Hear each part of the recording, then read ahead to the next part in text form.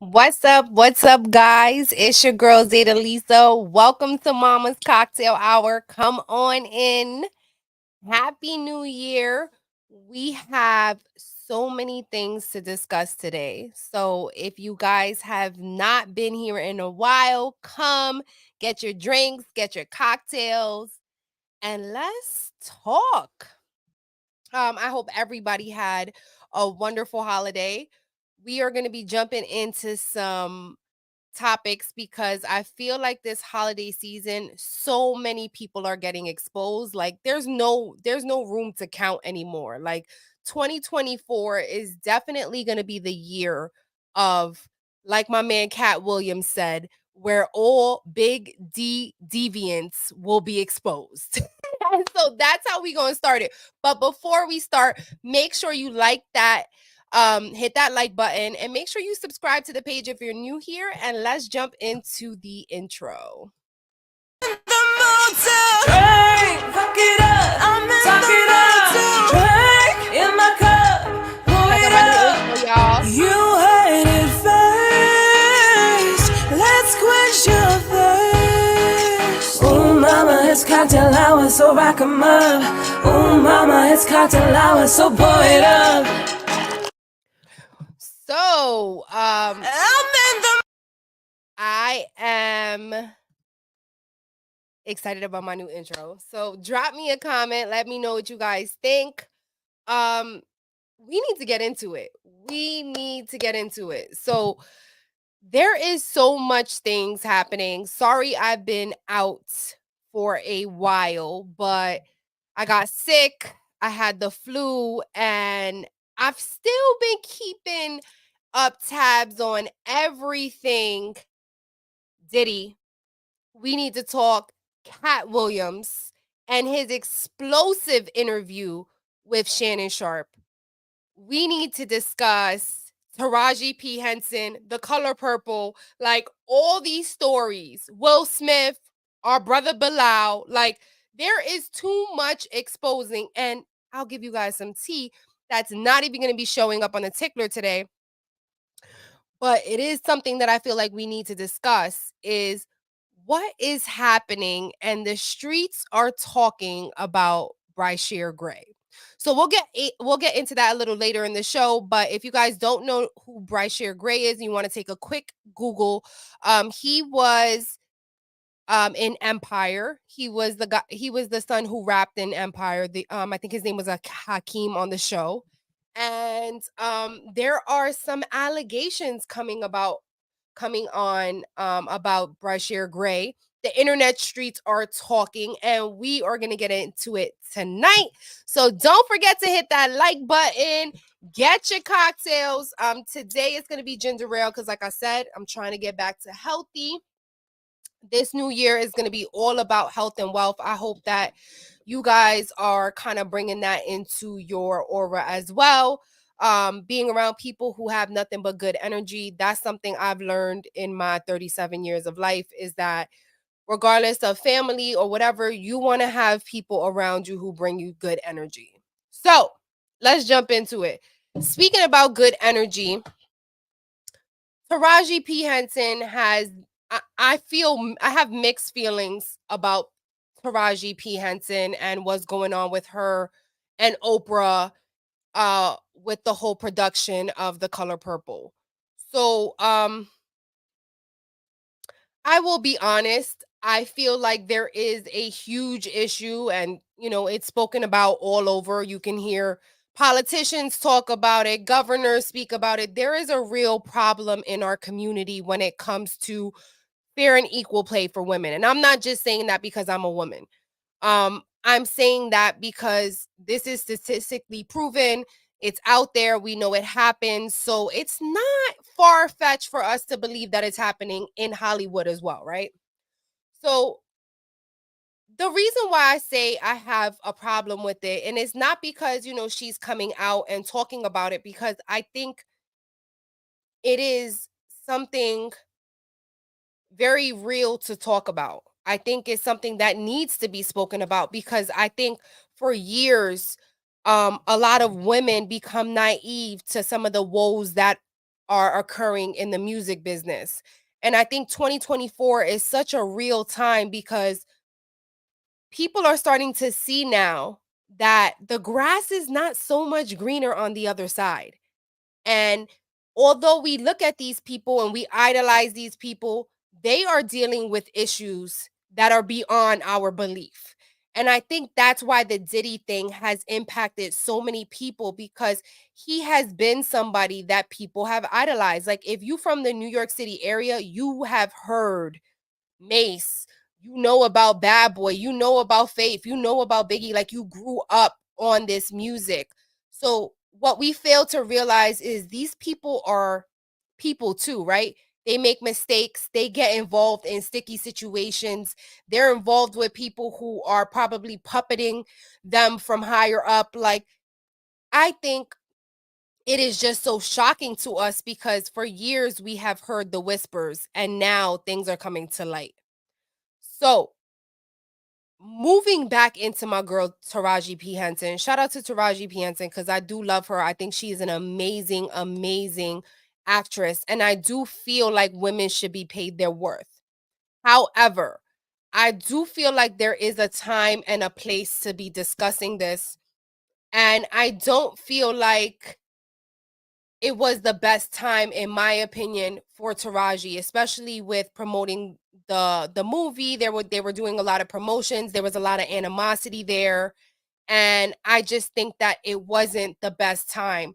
Now, a lot of people, you guys drop in the comments. You guys may argue like, "Hey Z, there is never a right time," and I agree with that too. But at the end of the day, for me, from my perspective, like you still have to run a business, right? Now we can say like others may argue, hey, any bad publicity is still good publicity in some sense. So maybe this is strategic. Who knows? We don't know. But for me, from my perspective, I just feel like there's a time and a place. I feel like Taraji should have done the movie. The movie should have came out. Everything should have been done, and then if she wanted to speak about it down the line, I think it would have been appropriate, in my opinion. What I'm saying is, I feel like the timing is bad, but I think the conversation needed to be had. So shout out to Taraji P Henson for, regardless of timing, saying fuck it all and saying what she felt like was on her heart.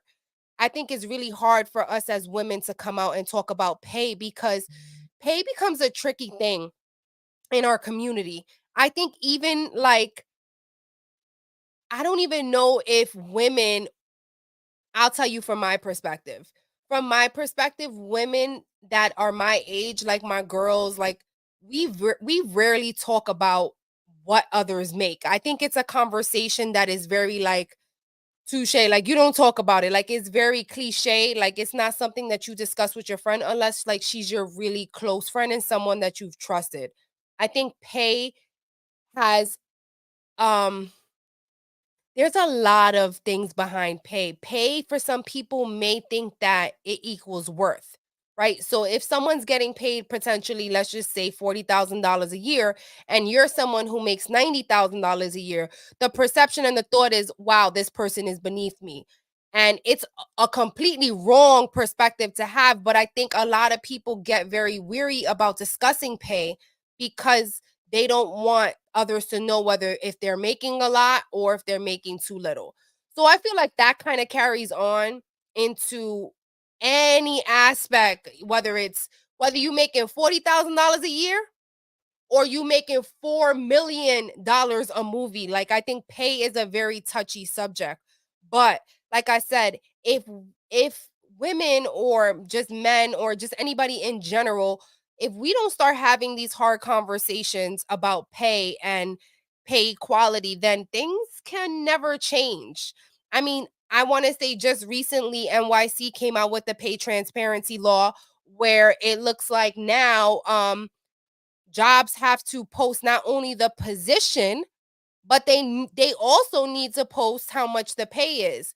And I think that that has really started to hold big corporations and big businesses accountable. Like you cannot be paying two people for the same position two different pays. So I think that what Taraji P. Henson is doing is dope.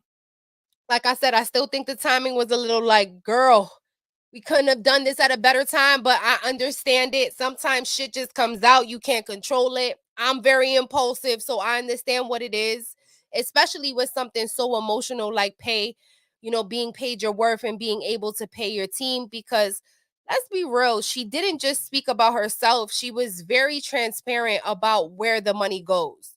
She has to give 50% to the IRS.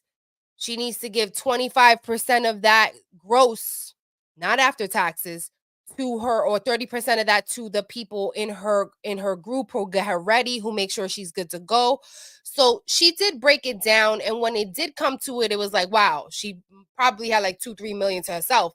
Others may argue like, girl, there's people out here making $15 an hour, $16 an hour, being unable to pay their groceries. So get it together, right?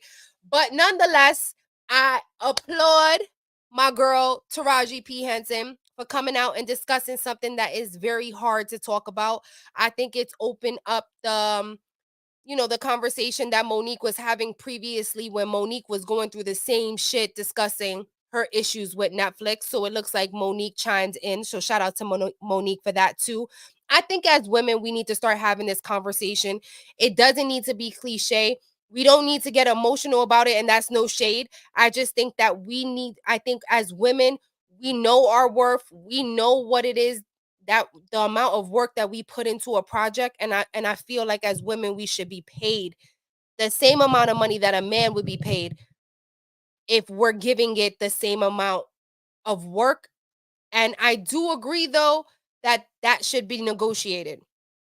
You should negotiate your contract, you should come with the facts, and if you didn't negotiate it and then later on you complaining about it, like, that's a problem. I think that we as women, we need to come correct the first time, let them know like, hey, if we don't get this, we are not going to be able to make it work. So again, shout out to my girl Taraji P. Henson for coming out and talking about pay transparency when it comes to movies in Hollywood. Again, I do feel like that's a conversation that needed to be had. Um, and there were lots of conversations that were had with my man Cat Williams. Please hit the like, subscribe to the channel if you guys are digging the content. Let me tell you about Cat Williams, right? Y'all remember when Cat Williams was down with Dipset? If you guys don't know, Google that. He was down with Dipset back in the day. He was definitely wearing the Dipset chain, and I thought Cat Williams was hilarious. Like, he's the type of comedian that you can watch and just laugh. Like, my husband loves him, dying anytime Cat Williams comes on. But what I loved about this interview so much for me was that he kept it all the way real. So can we clap for my man Cat Williams, because people are talking all types of crap. People are saying he's a liar, he's on I've heard he's on drugs, he's a crackhead. I've heard so many things allegedly about Cat Williams when it comes to the information that he was talking about on Shannon Sharp's show. But guys, a lot of the stuff that he was discussing, we have already heard, and he was just reiterating it and clearing it up for us. So let's just jump into it. So Shannon Sharp had an explosive interview with Cat Williams where he just let the man speak. Okay? He let him throw it all out on the table, and he sat back and drank his little cup of um whiskey or whatever, or bourbon, whatever he was drinking. It was very mama's cocktail hour-ish. And he was just letting the man go ham. So let's break it down. It is a 2-hour interview, so I won't go into everything, obviously, but let's talk about some of the stuff that are relevant to this channel, why you guys are here. He spoke about Diddy. And when he spoke about Diddy, he made sure to say that he was offered $50 million 4 times to party with Diddy, and he refused them all 4 times. He stated that he had receipts for these encounters and that he had to say no, and people need to learn how to say no to Diddy. And he said no to make sure he withheld his integrity and, quote, his virgin hole that he was talking about.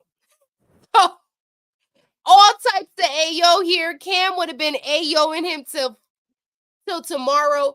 But he basically said, I ain't bending over for nothing. He went on to describe his first, I believe, his first interview or his first audition with Harvey Weinstein. He basically came out and said that the man offered him oral sex right there in the open in front of all of his people. And he was like, what the hell is going on? And so those are heavy allegations. This is just showing. And like I said, like 2024, in his quote, in his words, all big D deviants will be exposed. And he is exposing them. Okay. He done exposed Harvey Weinstein, talking about, like I just said, guys, he offered him oral sex right before an audition. He spoke about Diddy. He spoke about our man TD Jakes. We have not even got into TD Jakes. I think that the whole thing with TD Jakes is just so utterly disturbing. Like, why is this man on YouTube all over talking about swallowed? What is going on, guys? That is all types of AOs. Like, I can't even imagine why a priest, pastor, I'm sorry, he's a pastor, right? Why a pastor would be saying, would you want to be swallowed? What? What? It's like, yo, Chris Brown just went Brown just said that's all he's saying all day. It was all types of weird, but check out the video. Maybe I will link it here for you guys to kind of see it. But guys, we gonna leave Pastor TD Jakes to the side because that's a whole mess. I think we need a whole video. Drop down in the comments if you want me to kind of go into what's going on with Pastor TD Jakes. But our man Cat Williams, for me, he discussed Kings of Comedy. He discussed why he wasn't a part of Kings of Comedy.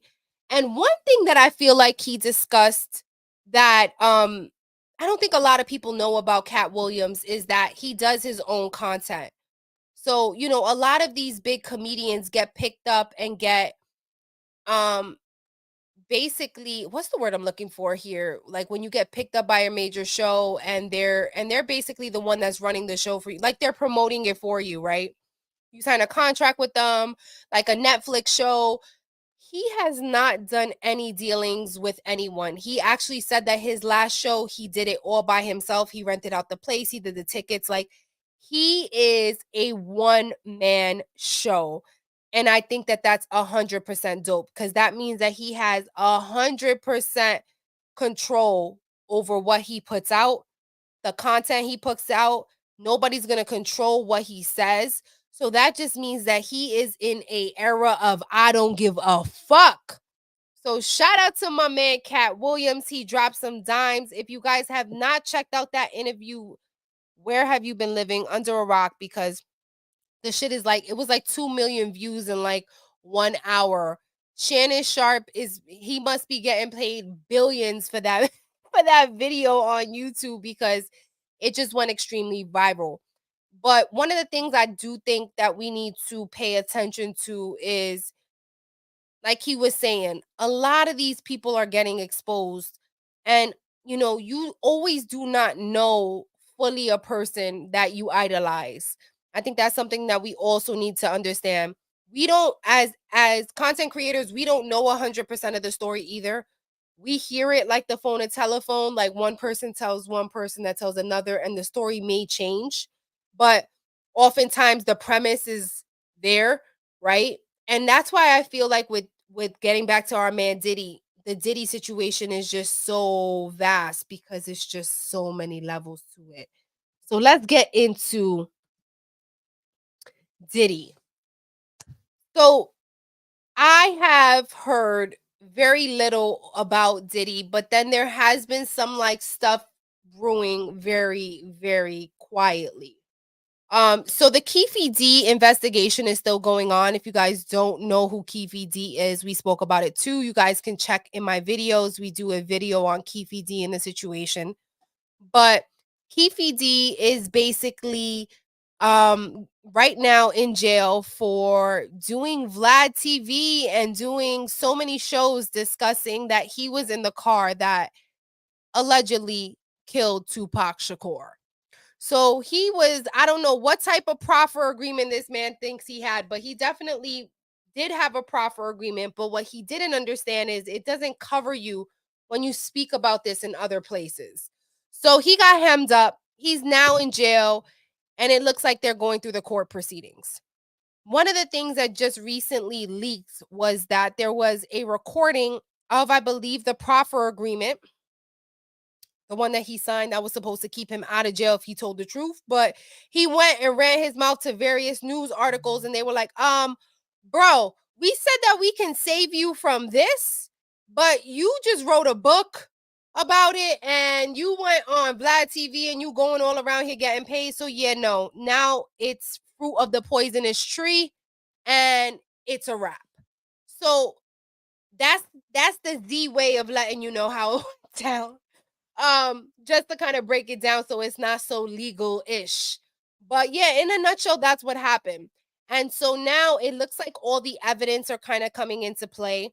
There has been alleged audios that are set to come out of the conversation that Keefe D had with P. Diddy. Okay. Apparently, there was a conversation about the hit on Tupac, and there are alleged audio files that are set to be released that are going to have Diddy's voice asking Keefe D, was the job done?